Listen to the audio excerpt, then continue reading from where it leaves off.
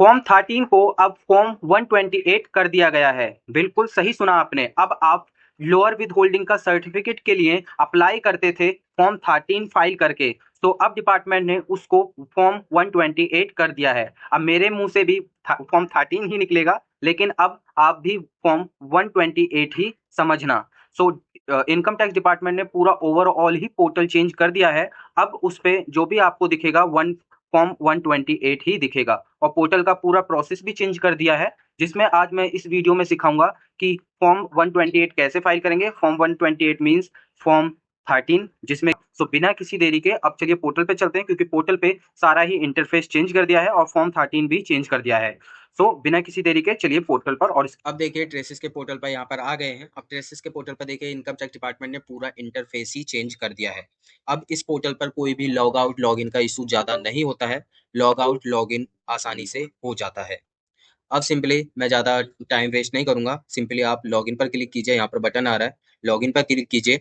Login पर click करने के बाद देखिए इसमें कुछ ज़्यादा चेंजेस नहीं किए हैं, और जो चीज़ें होती हैं बस बाकी लॉगिन वाली वो सेम रखी हैं। सिंपली आपको टैक्स पेयर पर जाकर यहाँ पर पैन नंबर, जो आपका यूज़र आईडी है वो पैन नंबर ही होता है, पैन के थ्रू ही बनता है, तो पैन नंबर डालकर, पासवर्ड डालकर और यहाँ पर वेरिफिकेशन कोड डालकर यहाँ पर लॉगिन कर लीजिए।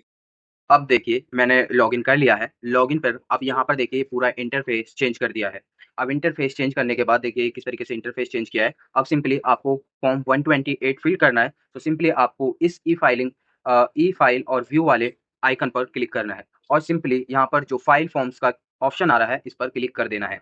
अब देखिए दोस्तों, इसमें बहुत टाइम लगता है फॉर्म फाइल करने में, एक एक स्टेप्स बताने में, तो वीडियो बहुत लंबा हो सकता था। इसीलिए मैंने इस वीडियो को छोटा करने के लिए पहले से ही आपकी डिटेल्स फिल कर दी हैं, जिससे कि ज़्यादा लंबा वीडियो ना बने। और आप इस वीडियो को कृपया करके स्किप ना कीजिएगा, एक-एक स्टेप ज़रूर देखिएगा, अदरवाइज़ फॉर्म में कुछ इश्यूज़ आएँगे, और मैं ये भी बताऊँगा कहाँ-कहाँ पर फॉर्म में इश्यूज़ आ सकते हैं, उसको रिज़ॉल्व करने के आइडिया भी बता सकता हूँ।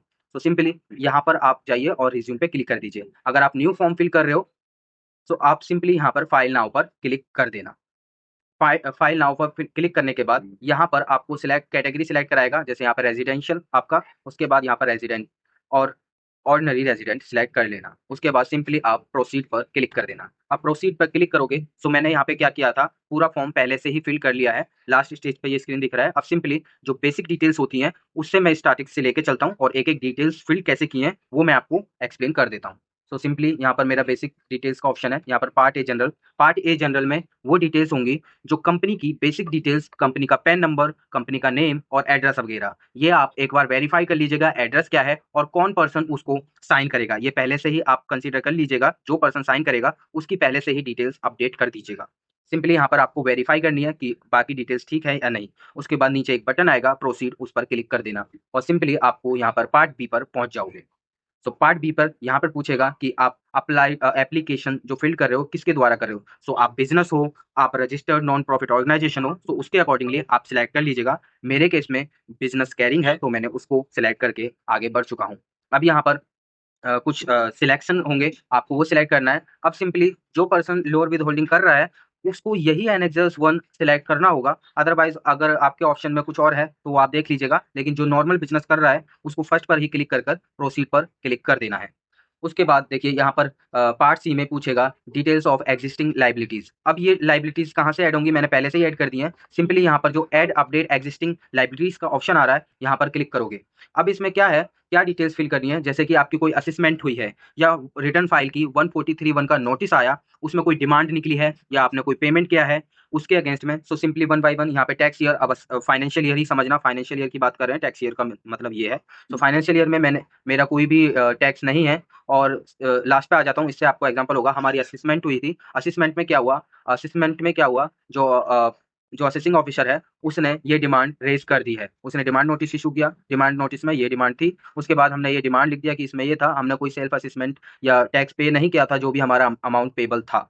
उसके बाद यहाँ पर जो भी पेमेंट पेड वाली कैपेसिटी थी उसके अकॉर्डिंग भी जीरो था, क्योंकि फ्रेश असेसमेंट हुआ था, उसमें कोई हमने पेमेंट नहीं किया था क्योंकि रेक्टिफिकेशन वाला था। आप यहाँ रिमार्क में भी डाल सकते हो, जैसे हमने यहाँ पे डाल दिया है कि द सेम इज रेक्टिफाइबल। उसके बाद सिंपली आप सेव कर सकते हो। अगर आपको और ऐड करनी है तो यहाँ पर ऐड न्यू रो पर क्लिक करोगे और सिंपली सेव पर क्लिक करोगे। अगर आपको रिमूव करना था वहाँ पर डिलीट का ऑप्शन था, आप उसको डिलीट भी कर सकते थे। और सिंपली आपको यहाँ पर अब स्क्रॉल करना है। स्क्रॉल करने के बाद देखिए यहाँ पर पूछेगा particular income other than relevant details. Tax year की बात करेगा, जिस फाइनेंशियल ईयर की या जिस टैक्स ईयर की अब इसमें कंफ्यूजन भी होगा। फाइनेंशियल ईयर मीन्स जिस फाइनेंशियल ईयर के लिए आप वो फॉर्म ले रहे हो। जैसे अभी 26-27 चल रहा है हमारा, 26-27 के लिए आप मतलब लोअर विथहोल्डिंग ले रहे हो। तो सिंपली वहाँ पर देखिए एस्टिमेटेड इनकम जो आपकी होगी वो टोटल एस्टिमेटेड इनकम डाल दीजिए। हमारा क्या था, टोटल प्रोजेक्टेड है, हमारा कोई एस्टिमेटेड नहीं है, सो हमने यहाँ पर 0 डाल दिया है। अगर आपकी एस्टिमेटेड है तो यहाँ पर आप उसकी वैल्यू डाल दीजिए। अगर उसमें कुछ इंटरेस्ट पेबल है, टोटल इनकम है, उसके अकॉर्डिंगली बाइफरकेशन जो किया होगा वो डाल दीजिए। अगर एग्जैम्प्ट है तो एग्जैम्प्ट डाल दीजिए। अगर इस इनकम पे पर्टिकुलर, इसमें बहुत लोग कंफ्यूज होते हैं, इस इनकम पर अगर कोई टीडीएस पहले से ही कट चुका है जो एईआरएस पे भी रिफ्लेक्ट हो रहा है, तो वो उसके अकॉर्डिंग डालना है। अदरवाइज आपका टैक्स नहीं कटा है, प्रोजेक्टेड है, तो इसको ब्लैंक छोड़ दीजिएगा।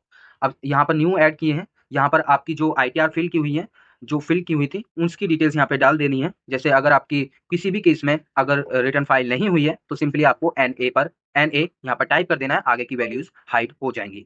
जैसे कि अगर आपकी इनकॉर्पोरेशन टैक्स ईयर इसमें ही होगा तो यहाँ पर सिंपली आपको एनए लिख देना है, उसके बाद सारी वैल्यूज फ्रीज हो जाएंगी।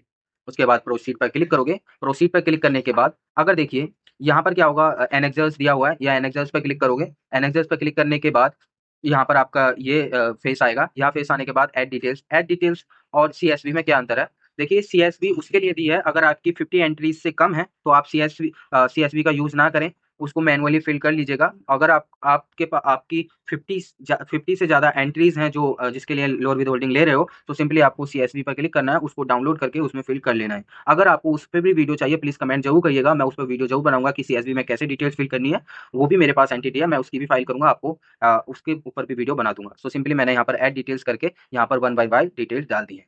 अब देखिए यहाँ पर सेक्शन आपको अब सेक्शन के अकॉर्डिंग आपको देखना है। मेरा 194 जे में था तो मैंने यहाँ पर 61 डी बी और ये सिलेक्ट कर लिया है। उसके बाद यहाँ पर देखिए ये सिलेक्शन खुद ही आ जाएगा। उसके बाद यहाँ पर 10 नंबर, उसके बाद यहाँ पर उस पर्सन का 10 नंबर डालते ही उस पर्सन का नाम आ जाएगा। उस पर्सन की टोटल एस्टिमेटेड इनकम, आपने टोटल एस्टिमेटेड इनकम बनाई कि फाइनेंशियल ईयर में इतनी होगी, उसकी एस्टिमेटेड इनकम बनाई और उस पर्सन के कितना टैक्स मतलब कितना पे टैक्स काटे, 0 पे। हम 0 पे ले रहे हैं तो मैंने 0 यहाँ डाल दिया है। और उसके बाद यहाँ पर अभी पोर्टल पर कुछ एरर चल रहे हैं। जैसे मैंने यहाँ पर कुछ डिटेल्स डाली थी, जैसे 44B, हाँ ये वाला, ये था जो था वो गलती से मैंने बोल दिया है, वो 194 आई ए और आई बी वाला था। तो यहाँ पर आप देखिए उस सेक्शन का नाम ही चेंज कर दिया, 193(1) और ये 61 और डी टेबल में बी। अगर आपको वो जानना है कि वो कैसे पढ़ना है तो उसके लिए भी आप कमेंट कर लीजिएगा, मैं आपको बता दूंगा। सेक्शन लिख दीजिएगा कमेंट में, मैं उसमें भी आपको आंसर दे दूंगा। सिंपली ये सेक्शन सेलेक्ट करके 393 सेलेक्ट करके सेक्शन, जिस सेक्शन में आपका टीडीएस कट रहा है वो यहाँ पर आपको सिलेक्शन कर लेना है। अगर आपके अकॉर्डिंग ठीक बन रहा है सेक्शन के अकॉर्डिंग 10 नंबर डालिएगा, उसकी एस्टिमेटेड इनकम, उसके अगेंस्ट में कितना रेट चाहिए, कितने रेट पे वो पर्सन वाला टीडीएस काटे। मेरे केस में 0 मांग रहा हूँ तो मैंने 0 प्रेस कर दिया। उसके बाद यहाँ पर सेव कर दीजिएगा। सेव करने के बाद सेव एंड प्रोसीड पर क्लिक कर दीजिएगा। अब देखिए यहाँ पर टेम्पलेट दी गई हैं जो आपने एस्टिमेटेड इनकम और प्रोजेक्टेड इनकम बनाई होगी। जैसे मेरे केस में अभी मैं सबमिट पर अभी क्लिक कर देता हूँ, पहले से ही मैंने डिटेल्स फिल कर दी हैं। देखिए यहाँ पूछता है जिस टैक्स ईयर के लिए आप सर्टिफिकेट इज साउथ, मतलब जिस टैक्स ईयर के लिए सर्टिफिकेट साउथ कर रहे हो उस कॉम्पिटिशन को आप 1 बाय फिल कर लीजिएगा। यहाँ पर टर्नओवर डाल दीजिए, gross receipt. Gross receipt means जो आपकी टर्नओवर है एक्सक्लूडिंग इंटरेस्ट इनकम, वो आपको यहाँ पर डालना है।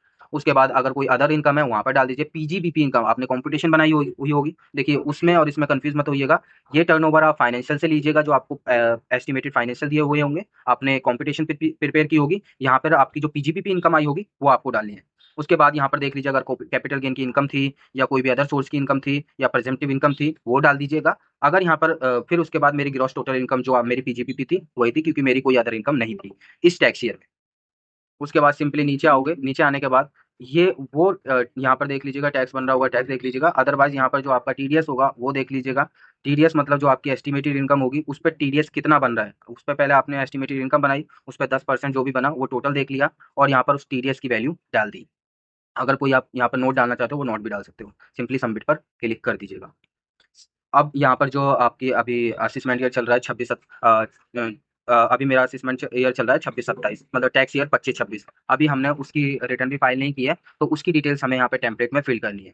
तो मेरे केस में अभी देखिए ग्रॉस रिसिट का मैंने भी बताया, जो फाइनेंशियल ईयर में ग्रॉस रिसिट आ रही है एक्सक्लूडिंग इनकम, जो रिवेन्यू की इनकम है, बस वो आपको यहाँ डाल देनी है। उसके बाद पीजीबीपी इनकम जो ऊपर वाला था, मेरे केस में देखिए अदर इनकम थी वो मैंने डाल दिया। ग्रॉस टोटल इनकम मेरी यहाँ पे नेगेटिव में आ गई, नेगेटिव में आप डाल दीजिएगा। उसके बाद यहाँ पर मेरा कोई टैक्स नहीं बना क्योंकि मेरा लॉस मेकिंग कंपनी थी, इसीलिए मैं 0% मांग रहा था। अगर मेरी लॉस मेकिंग नहीं होती उसके अकॉर्डिंग मेरा टीडीएस जितना बनता मैं वो देखता कैलकुलेशन करके, ठीक है। उसके बाद मेरा टीडीएस तो कम था क्योंकि आप देखोगे दिसंबर तक की ही रिटर्न फाइल हुई होगी, तो मैंने इंटू 12 करके डिवाइड मतलब जो TDS मेरा फॉर्म 26 में आ रहा है उसको 9 इंटू 12 करके मैंने उसकी वैल्यू निकाल दी है 12 मंथ करके, तो यहाँ पर मैंने उसको डाल दिया है और सिंपली सबमिट पर क्लिक करके आगे बढ़ दीजिए।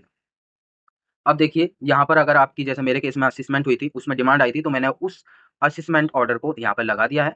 उसके बाद यहाँ पर आओगे, ब्राउज़ करोगे, वो सब डॉक्यूमेंट्स आपको अटैच करने हैं, आप सेफ साइड के लिए, और वो डॉक्यूमेंट्स सब जो ऑथराइज़्ड पर्सन है उसके साइन होने चाहिए और कंपनी का स्टैम्प होना चाहिए, वो डॉक्यूमेंट्स मँगा लीजिएगा। डॉक्यूमेंट्स क्या होगा, जो एस्टिमेटेड इनकम टैक्स ईयर जिस ईयर के लिए आप सर्टिफिकेट ले रहे हो, जो अभी हम रिटर्न फाइल करेंगे 25-26 की, जो टैक्स ईयर सॉरी हाँ, टैक्स ईयर 25-26 की हम रिटर्न फाइल करेंगे, उसकी कॉम्पुटेशन वो साइन करा लीजिएगा। Estimated profit and loss account दोनों साल के वो आपको लगाने हैं, एस्टिमेटेड रेवेन्यू आपको लगा देना है और सिंपली आपको सेव एंड प्रोसीड पर क्लिक कर देना है। अब देखिए यहाँ पर यहाँ पर ये डिटेल्स आ जाएंगी, सिंपली आपको यहाँ पर टिक करके एड्रेस डाल के प्रोसीड पर क्लिक कर देना है। और इसमें एक कंफ्यूजन होगा, यहाँ पर आप DSC या OTP के थ्रू जो आपने फ़ोन नंबर डाला होगा उसके थ्रू फाइल कर सकते हैं। सो ये प्रोसेस था, ये OTP के थ्रू भी फाइल हो जाएगा जिस पर्सन का आपने नंबर डाला होगा। इसमें DSC की रिक्वायरमेंट ज़्यादा होती नहीं है, अगर आपके पास OTP अवेलेबल है आप OTP के थ्रू फाइल कर सकते हो। सो वीडियो में इतना ही। अगर आपको वीडियो पसंद आया हो प्लीज़ लाइक करना और मेरे चैनल को सब्सक्राइब जरूर करना। So thank you for watching my video.